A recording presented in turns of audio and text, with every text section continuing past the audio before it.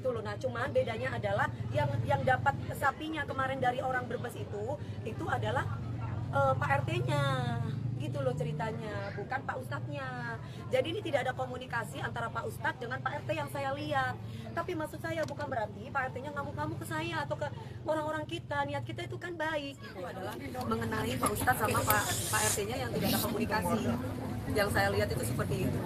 Tidak ada komunikasinya itu. Yang membuat saya kecewa adalah sikap dari Pak RT-nya sendiri terhadap Pak RT maupun orang-orang kita.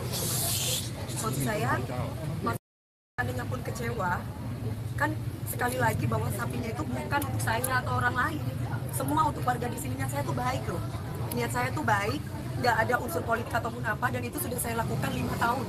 Saya tinggal di sini tuh 5 tahun, 4 tahun tinggal di sini, 1 tahun nggak tinggal di sini. Saya sering di sini aja, saya masih berhubungan. Pertama saya pernah saya melakukan itu bersama Pak Ustadz, dalam arti melakukan memberikan sembako, memberikan daging itu pertama kali tahun 2000 pada waktu pandemi.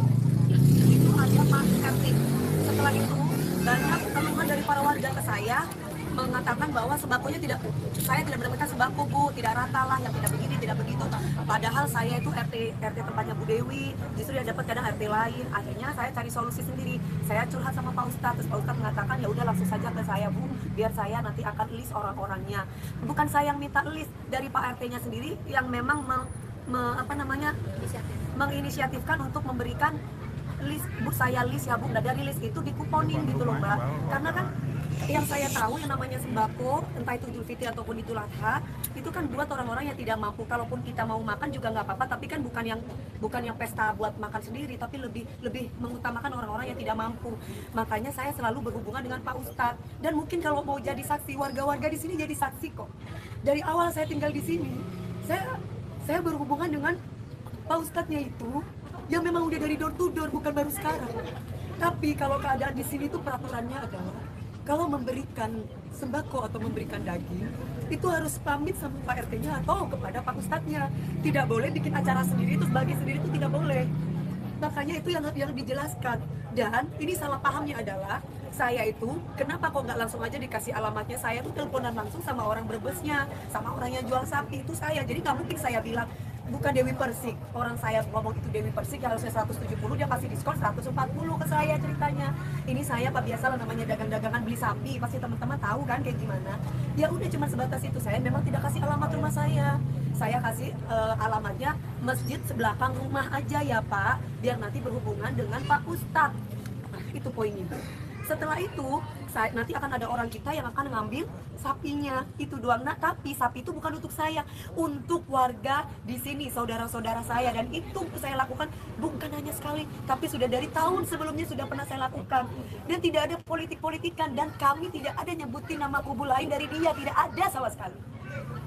Terus ketika saya tuh live dan akhirnya saya memberikan caption, karena di situ banyak sekali yang berkomentar tentang politik-politik. Akhirnya saya bilang, bertetangga apa di captionnya mana IG-nya biar saya nggak salah ya, captionnya Ibu kan itu akhirnya di playingin victimi, kenapa nyolek Panis. Loh, saya kan memang benar bertetangga. Nah, saya tulis di sini seperti ini, apa karena bertetangga sama Pak Anies Baswedan gitu doang. Terus kemudian banyak di situ bertebaran dan yang lain-lain ngomongin tentang politik. Jadi saya bingung gitu loh. Politik apa? Orang saya dari dulu mungkin kalau tanya sama warga nggak ada politik-politik, dan nggak ada menyebutkan nama kubu siapapun di kami, itu nggak ada. Itu loh Mbak. Jadi saya merasa bahwa ini apa-apaan sih Pak? Sampai marah ngamuk-ngamukan sama Pak Topan. Sampai Pak Topan bilang gini, Bapak kan memang bentak-bentak saya. Bilang sama bos kamu, sampai kayak begitu, bilang sama bos kamu, warga kita tidak kekurangan daging dan tidak butuh daging. Saya punya niat baik loh. Dan itu diiyakan sama Pak RT. Dan itu diiyakan di Pak RT. Pak RT dia bilang, dia emosi. Nah, maksud saya cuma bilang, Bapak, bisa nggak Bapak tidak emosi Pak? Bapak ini kan RT gitu loh. Kami ini warga, otomatis kami itu anak, Bapak itu adalah Bapak kita. Bisa nggak Bapak bicara baik-baik? Datanglah ke rumah saya Mbak DP, bener nggak? Enakan gitu mengayomi, bukan malah ngebentak asisten saya, ngebentak security saya. Jangan pandang status, nggak ada kaya, nggak ada miskin dalam hidup ini, semua sama. Kenapa saya tadi marah seperti itu? Dia bentak-bentak saya lagi. ngomong masalah ras lah yang sebelahnya. Kita orang Betawi, nggak ada mau orang Betawi, mau orang Madura, semua sama. Jangan pernah berbicara ras, jangan pernah berbicara tentang agama, nggak ada. Niat saya ibadah, niat saya tuh baik, niat saya tuh memang dari dulu saya lakukan bukan cuma sekali. Tolong teman-teman luruskan ini.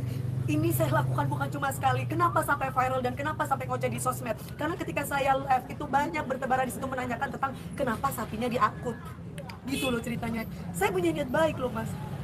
Dan saya cuma menyayangkan sikapnya Pak RT. Kenapa harus bentak-bentak? Kenapa harus marah-marah? Saya perempuan. Habis marah-marah dan bentak-bentak dia ketawa-ketawa. Mungkin ada beberapa wartawan yang jadi saksi di situ yang memvideokan kami. Pantes nggak Pak RT kayak begitu?